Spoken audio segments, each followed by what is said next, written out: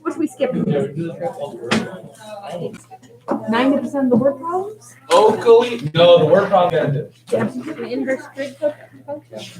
So, okay, so after I The go Raymond sum. over any questions we have, I'm gonna show you a few famous results, which are the derivatives of the inverse trig functions, and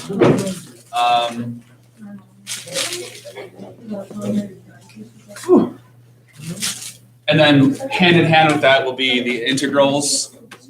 How do you integrate it? What kind of functions have integrals that give you an inverse trig function? And then we're gonna just skip a bunch for the sake of time. But, okie dokie. So I warned you. So let me just write this down. First thing, the ones that are gonna get skipped. Skippy. 30. Yes. We never covered the Riemann sum, the sigma form of that. We skipped that. So 30 and or 33. 30 through 33, and then you're gonna skip.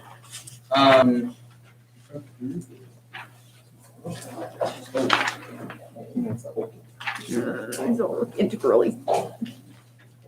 How does one plug in and 40, I'll cover that. 40 through the end. 40 through 45. 6? So I'm just gonna have you do the really basic, like inverse trig ones. Can I just rip those pages out? Sure, Lillian. Thank you. Well, I wouldn't. So, which one did you say, Aaron? 20. Well, yeah, I'm just blocking it out of my. Sorry, what one did you say? 20. Okay. So we have time. We can go over a few more word problems after we cover the inverse. The inverse trig stuff's not going to take that long, but it'll take a chunk of time. So 20. Good for you. Literally? Good for you. Literally? I did very few problems. I actually did that one. I can't understand you when you don't speak. Just strip. This is Lillian. This is Lillian. Strip. Could you not say that in a normal? What? What? I think you just mouthed it. What? You're drawing me? Yeah, I'm drawing you right now. No, Really? no, I'm not. Carson is dead. Yeah, you said That's Lillian. that doesn't look like me. Literally can't even. I don't know. This is the set notation for the set of odd numbers. Because you can't even. Lamau. That's a pretty good Lamau. Come on. Got him. Oh, Got him. So funny. Something came in the mail today. Oh, God. Okay. The cosine graph is symmetrical. The cosine function is an even function. And then, there's always kind of a hint. Let's just suppose I was hoping for the best. This one does. Do these actually cross where I think they might cross? Probably not.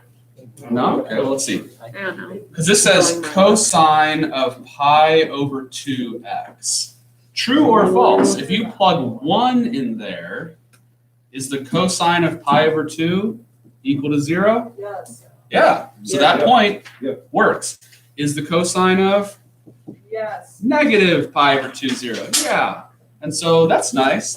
These graphs cross at those two x-intercepts. And so my area bounded would be like this. Is everyone okay with that? Yep. Yeah. Okay. Now, we don't have a nice, obviously it's going to be the cosine graph minus the other graph, right? Yes. But we don't have a nice method for integrating. Area. Huh? You just look at it. It's a triangle.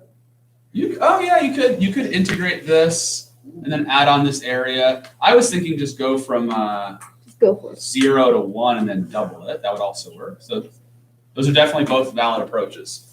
I'm going to show this way. So I'm going to say, well, what if because of the symmetry, I can go from 0 to 1 of my cosine graph minus, because this part of the absolute value graph is just x minus 1, right? You understand that? Yes. Now, so that's, oh, and then this isn't the whole picture, right? I mean, at the very end, I'm going to double this times 2. Because that would, doubling would give me the full area. Nice. You feel okay about that? Yep. So, I don't know, how are we doing with like, what's the antiderivative of this? Sine pi over 2x over pi. That's close. Maybe I misheard you, but first of all, it's going to have that. And then what's the factor out here? Well, it'll be 2 over pi. Yeah. You understand that? I think I misheard you, right? Yeah. So 2 over pi times the sine of pi over 2x. Everyone understand that? Yeah. And then this, so I have a minus x, that'll become minus half of x squared, and then plus 1, that'll become a plus x. Don't forget, at the very end, we're going to double it. Sometimes people like to just not leave the 2 out in the very end, say, make a little note of double the area to get the full area. It's kind of cumbersome to have the 2 there the whole time. Do you feel okay about that? Yeah. Okay, so then when we plug the 1 in, let's plug in the 1. So sine of pi over 2 is? 1.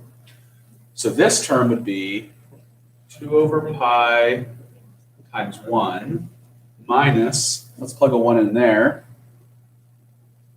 Gets you 1/2. Let's plug a 1 in there. Gets you a 1. By the way, look at that. That's the 1/2 that Lillian mentioned, which is the area of this triangle. So that's where he pops up, right? Mm-hmm. So if you had decided to be like, I'm just gonna integrate the cosine function and then add on this triangle at the end, that totally would have worked. Anyway, that's where you see it in the integral. So there. And then you go minus, but here's the thing. When I plug 0 in, what's the sine of 0? 0 squared is 0. And 0 is 0. Fun fact of the day. If you plug in 0, all of these are 0. So when you do your calculation, are we okay getting from here to here? So we end up with 2 over pi, and this is a half. So 2 over pi plus a half. Then you're going to double that, though. So you get 4 over pi plus 1. So it turns out that, I guess, this region here, right, that had an area of what? 4 over pi. And then this triangle down here has an area of 1, which isn't surprising because it's 2 times 1 divided by 2. There you go. Neo burrito? No. Who's Trey today? Skipping. Mr. Trey, no. Sad. Indeed. Sag in the Twitch language. You said my name? No. Sag. Not a Kekwoos. Not an epic poggers moment. Not? Oh, I Trey. realized he's saying W for Kekwoos. Yeah, Kekwoos. Is that how you say it? How are you supposed to pronounce that? W? That's so many syllables, though. So many. I was so syllables. confused what you, I'm all like, that must be somebody else's name. I don't know. That can't be how you say it. That can't be the correct pronunciation. Yeah. Aspentope's gone too.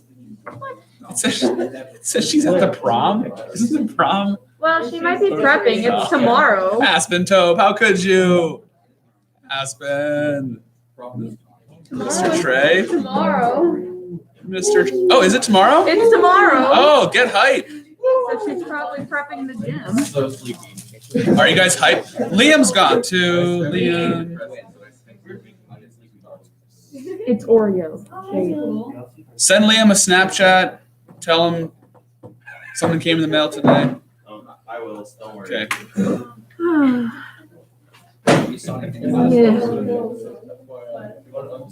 I kind of got nervous.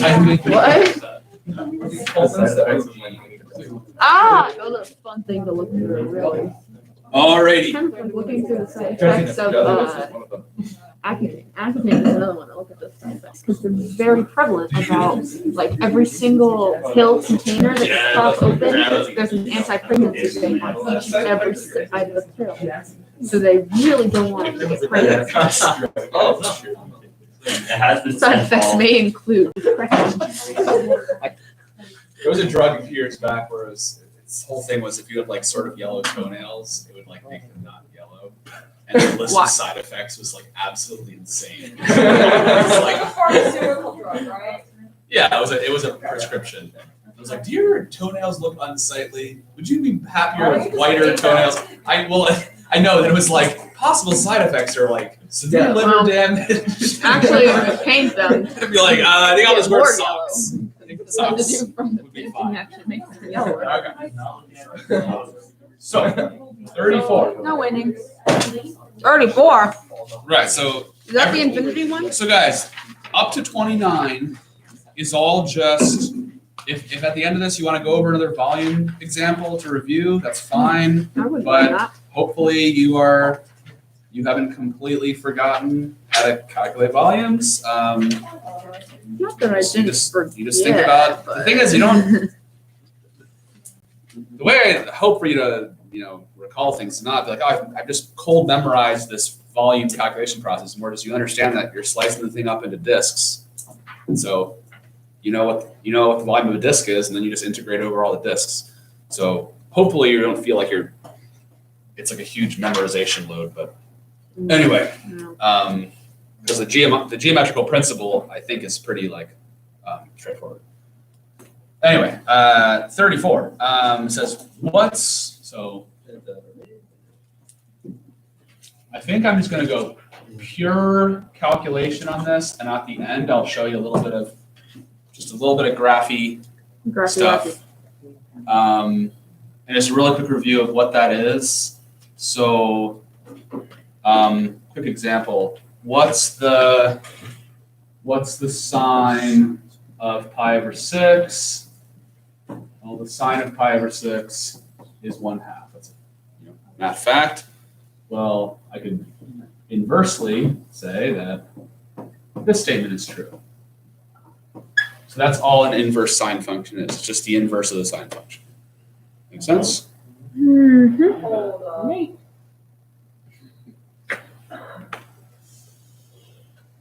It's like an F inverse kind of thing. Okay, okay. So that doesn't mean 1 over sine x. No. Not what that means. Capital T they really messed up because it's very weird that this means this, but this does not mean this. Bruh. That is a bruh moment. Yeah. There's actually Actually, it Depending on who confuses me more. depending on I get that, but just Yeah. this well, some people will say, well, then you should always use arc sine. Arc sine is the same. Arc sine just means inverse sine. Oh. Oh. Literally, why didn't they just say inverse sign? Like, not like. Too many syllables. Anyway. Because we live. In a society. God, You know what's funny? I was watching Seinfeld last night, and at once in a Seinfeld. scene in the Chinese restaurant episode, George literally says, "We live in a society." I don't think it's verbatim that, but this guy keeps taking way too long on the payphone, and George needs to make a phone call, and he just loses it. He goes, "We're living in a society." Anyway, No. I was like, "Wow, that's a pre-internet memes." Okay, so anyway, yes, this means the inverse sine function. Okay. I can't help myself. I got to give you the graphical intro here. Technically, you don't have to understand the graphs to understand this, but I think it helps. Watch this. The sine graph goes like this. I'm only going to draw part of it though, because Just modding. well, you might recall something about inverse functions, which, Alyssa, can you like pretend to pay attention? That'd be awesome. Okay. If I drew the whole sine function, it would fail that horizontal line test. It would be invertible. So you take a snippet of the sine function that, I don't know. Tell me if this makes sense. These 2 points that I'm drawing. So this is the sine graph, the classic sine of x graph. Yeah. Sine of pi over 2 is 1. The sine of negative pi over 2 is negative 1. So the inverse function just flips all the points around, right? Mm-hmm. So there'd be a point at, I should actually draw it like this. I should just say, sorry, bear with me. Are you kidding me? It's okay, Lillian. Everything's gonna be fine. Yeah, it is, it's fine. Everything's fine. This is the point pi over 2 gets you 1. This is the point negative pi over 2 gets you negative 1. I'm just trying to make it less cluttered. So, sorry if it triggered you. Okay, so the inverse sine function would just 1 gets you pi over 2, and negative 1 gets you negative pi over 2. That's all I was trying to say. Okay. Is you guys remember that whole idea of the reflection of the graphs? Yeah. They reflect over the line y equals x. Okay, so anyway, that's all I'm trying to say is like, yeah, the inverse sine function is nothing that crazy. It's a curve that goes whoop-de-boop-de. It has a limited domain, that kind of thing. What's the domain of the inverse sine function? Well, negative 1 to 1. What's the range of the inverse sine function? Negative pi over 2 to pi over 2, which is the flippy-floppy of the sine function, right? Mm-hmm. Yeah, so. Okay, anyway, back to the calculus thing. What's the derivative? Is there a nice equation for this derivative? And it might shock you. It's a crazy answer. Because the derivative of sine is cosine. Yeah. So the derivative of inverse sine must be Inverse cosine. wrong. You fell- misled us. You've fallen for my trap. See, it was all a ruse. Okay. So I'm going to rewrite this. Here's the trick. I'm using implicit differentiation. I'm going to rewrite this. The answer is actually not. It doesn't involve trig at all. Crazily. I'm going to rewrite this, okay, as x equals the sine of y. Do we understand? Oh, you genius. Yeah, I invented this, by the way. I didn't just like, I didn't just like read this. No, I came up with this. It's all my invention. So you're gonna rewrite it like that first, and then use implicit differentiation. Go, okay, well, take the derivative with respect to x. Okay, well, the derivative. What's the derivative of that with respect to x? 1. Yes, Derivative of x yes, is 1. it is. Derivative of sine of y would be y prime cosine of y. Yes. Do we understand that? Yeah. What's wrong? What's trending? Are you being serious? No, it's all clicking. I'm excited. So y prime is equal to 1 over the cosine of y. Okay. AKA y prime is the secant of y. Whoa. But then you say, bruh. But then you're like, why would it be that simple? Well, that's not that useful, right? Because well, y is the thing that's the original function.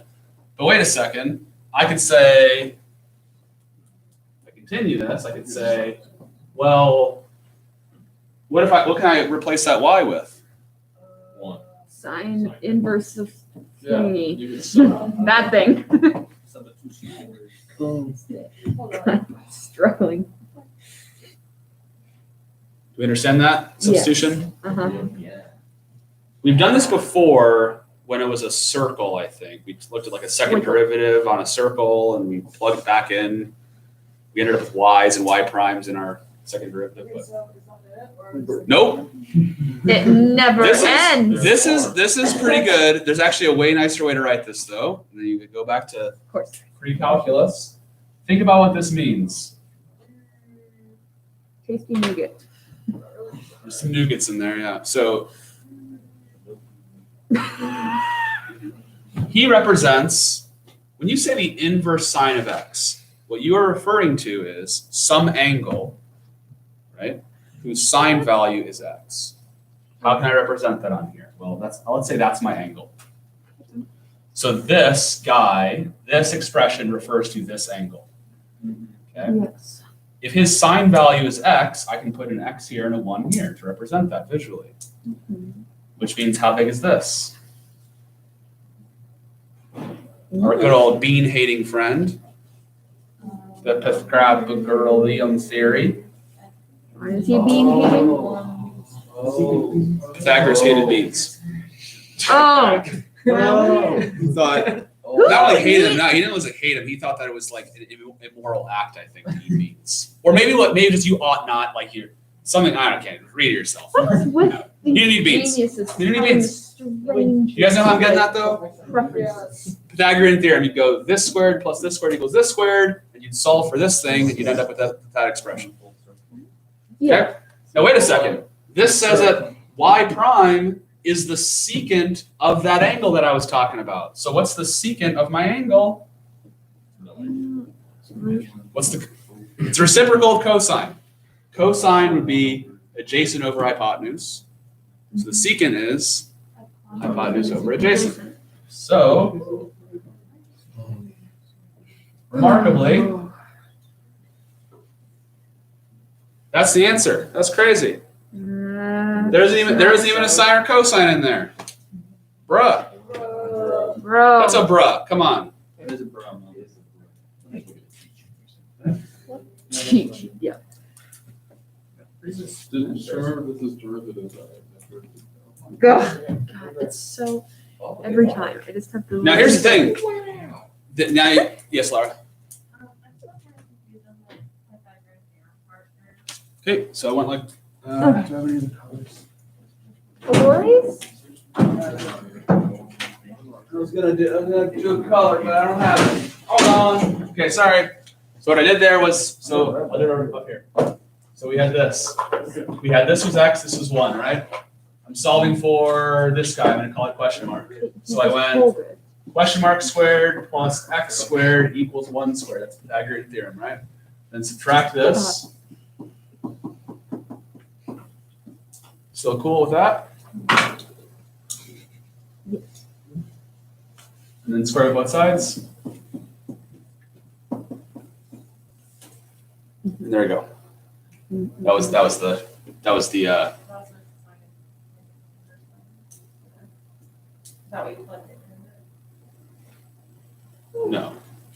No, I'm saying that's how I got this.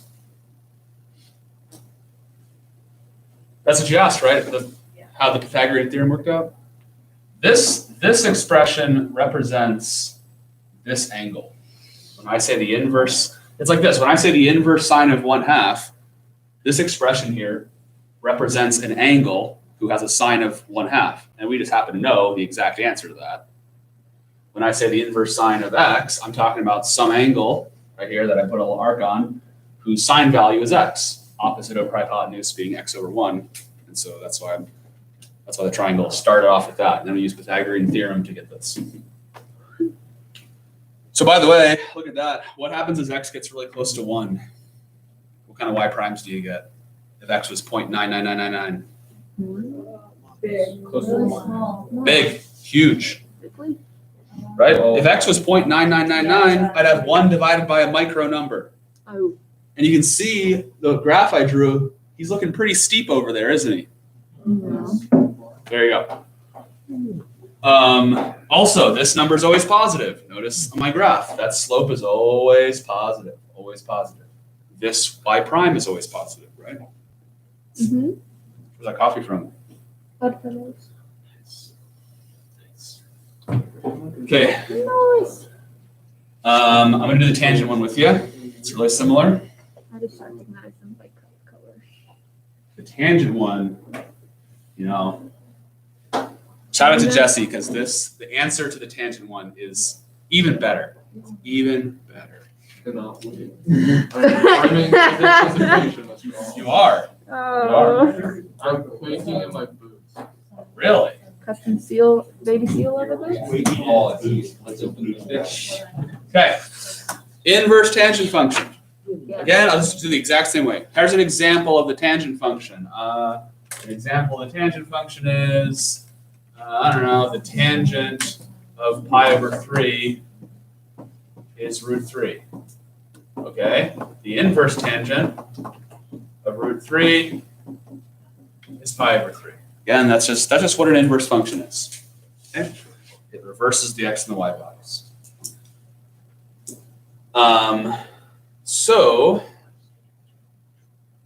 Oh, by the way, the graph, sorry, graphs.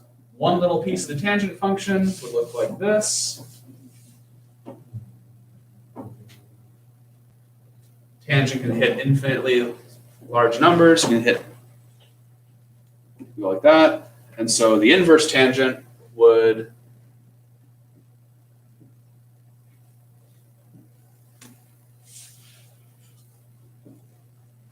be something like that. This all, I might just not be seeing the full picture here, but why do you choose like pi over 3 and root 3? It's arbitrary. Okay, I just want to make sure. Just like before, I picked pi over 6 and 1/2, just one that came to my mind.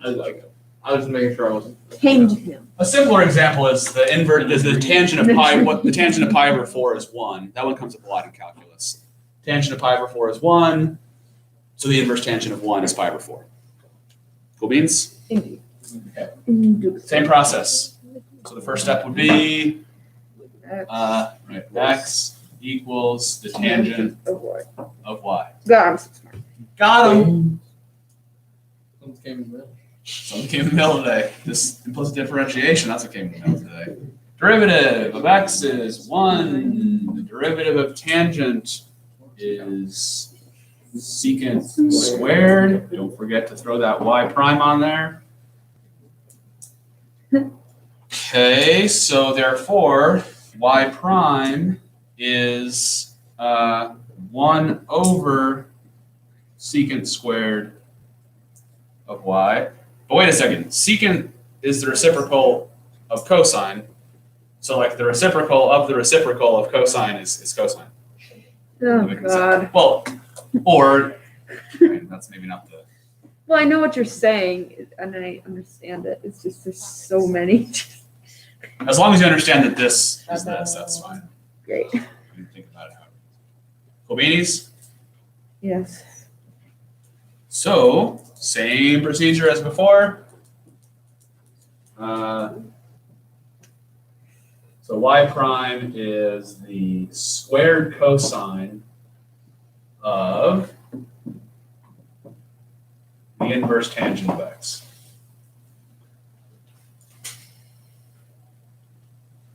Mm-hmm. No questions? No. Okay. So same procedure. I'm going to represent this. I'm going to draw a triangle to like make this look nicer. So this dude here represents this angle. So where am I going to put the x and the 1? One on hypotenuse. Not on the hypotenuse, because tangent is opposite over adjacent. So on the Like that. So you guys see what I'm talking about? Opposite over adjacent would be x. So what? Who lives there? Question mark. Oh, we can do the scratch work, I guess. I mean, it would be, yeah, it'd be 1 squared plus x squared equals the hypotenuse squared. So that's a one-stepper. You square root like that. Make sense?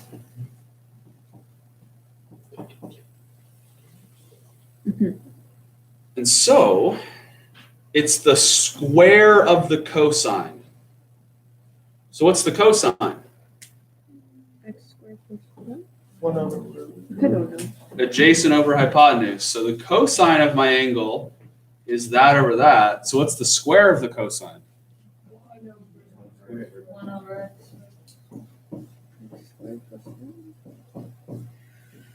Bruh. And bruh, I mean, come on. You know who that is. That is a legit TikTok influencer. You know who that is? One of the finest gentlemen known. Dumpty? Mr. Humpty Dumpty. Ah, Called it. Mr. Humpty Dumpty. you called it before we started this? You or did? after? You knew that the answers would be Mr. Humpty Dumpty? How did you know that? It was a guess. You just had that It was- feeling? You had that oya, oya, oya Yes. energy? That's probably not a good energy to have for smarts. Okay. Not a good energy for smartness. Oh, I don't want to go to track. Oya, oya, oya. In- So,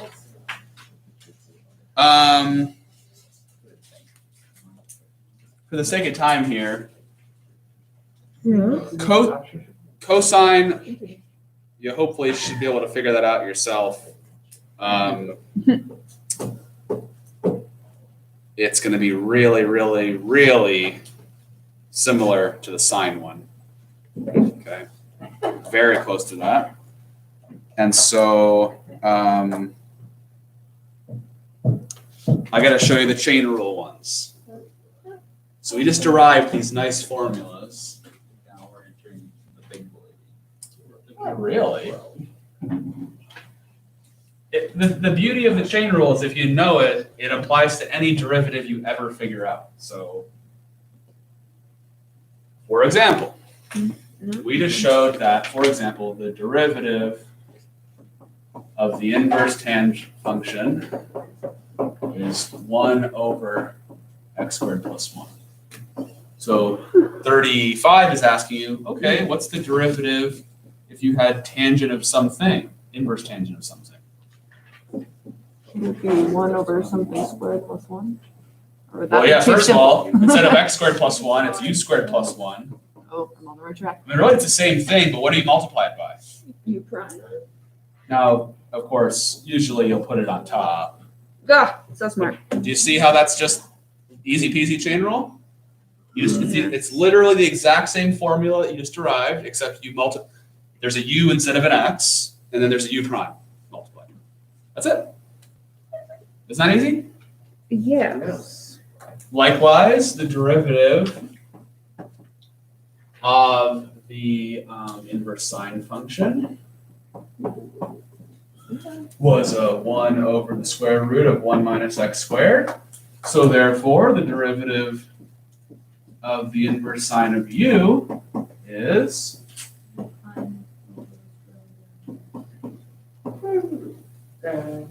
sheesh. There you go. Easy peasy. Yep.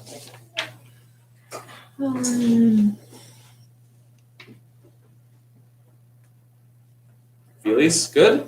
Okay. So like for example, this inverse sine of x squared would just be yeah, you'd have a x squared is your u, so you'd have 2x over 1 minus x squared squared, right? It's making sense? So you'd have x squared, sorry, 2x over 1 minus x to the fourth under the radical.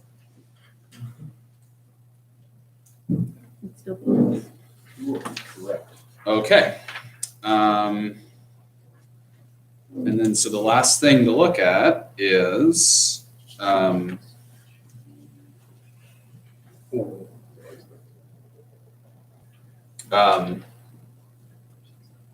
I mean, some of these on 37 are super easy. Like, if you look at what's the answer to 37a?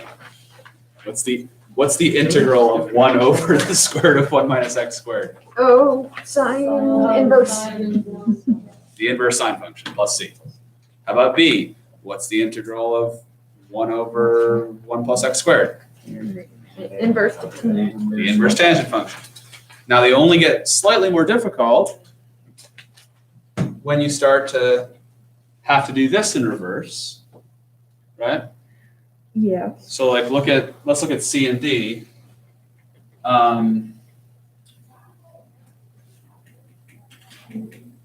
Oh, I don't like it when there's Yes, you do. these. to No, the you do. You do. data. No, you do. I do? You do. Are you sure? Yep. All So, right, Drew, I'll trust you. you do. Okay. So C, watch how I'm gonna rewrite this. Oh, we have that form in mind, right? Yes. I'm looking, C is, so can I say it's obvious that C is the inverse tangent form, not the inverse sine form? Oh, yeah. So therefore, I'm looking for a 1 plus u squared underneath a u prime, right? So do you see what I did with the 6x? Uh-huh. And then what, so if this is my u, what's my u prime missing? He's almost a u prime. Need the 3, balance it. And so the answer would be the Oh, inverse tangent of u. I forgot my 1/3, sorry, forgive me. Just testing you. forgive me.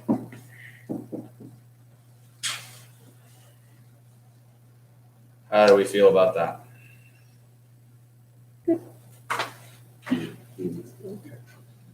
And then like, you know,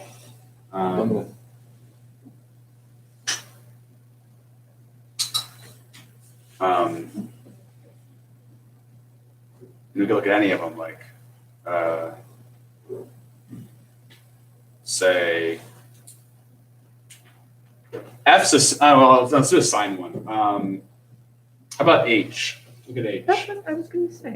You were gonna say? I was gonna say H looks a little interesting.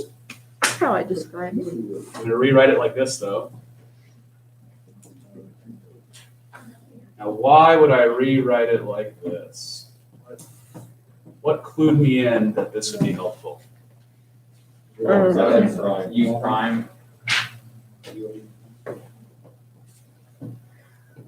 Lillian? What? Oh my God, I saw this. That was hilarious. I You know. just shit to a video. You sent me, oh, from the video. Lillian should be paying I attention. watched it like 6 times yesterday for fun. No, it's funny though. I love Questlove, so it's kind of, what's weird is that Questlove played himself, and then I don't know who was playing Queen Latifah. That certainly wasn't her though. But what's up? How do you know if it's cosine or sine when it comes to these? Because they're so similar. Good point. Okay, spoiler alert: the derivative of inverse cosine is just the opposite of. So the derivative of inverse cosine, you're gonna get the exact same answer. It's just -1 over the square root of 1 minus x squared. Because they're the same shape, they're just opposite. Oh, that makes sense. Like, you understand? Yeah. So the answer to that then, Aiden, that's a good question, is you could like throw a negative on here and say the answer is negative inverse cosine and get away with that. But typically it's easiest just to say that any integral you find in this form, if it has this on bottom, you're looking for an inverse sine. Yeah. And honestly, this isn't like a major topic, so we're skipping a lot of it and just kind of, but I wanted to make sure at least you saw it. But anyway, so do you see how this now is? That's u. And there's my u prime. Yeah. So the answer is no modification required. It's the inverse sine of the natural log function plus a constant. How are the feelies on that one? Good, makes sense? Okay, so we have time to go over this extremely nifty result. Very nifty, Trenton. You might like this. Is this gonna make me want to say? 39 is extremely nifty. Exams are 420. Ah, the infinity thing. It's probably over 9,000. Yeah. Well, it depends. Did you plug in the positive or the negative infinity? 42,000. Okay. So this says, it makes a claim. It says, we haven't talked a ton about this notation. We briefly talked about it. A lot of this, when you guys take Calc 2, if you move on to that, you'll do this a lot, talking about what kind of integrals converge, like if you go to infinity. We talked about one yesterday, which was like that e to the negative x curve. That integral actually converges to 1. Yeah. If you go from 0 to infinity. Yep. And what you can do is just throw an infinity sign up there, and then that means go all the way to infinity. Now this means go all the way to from negative infinity to positive infinity. Okay? So firstly, who is that? Tangent. Well, right. Okay, so good. So you're, this is going to give us the inverse tangent function.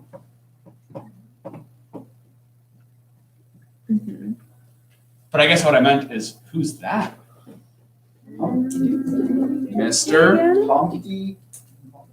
Mr. Humpty Dumpty.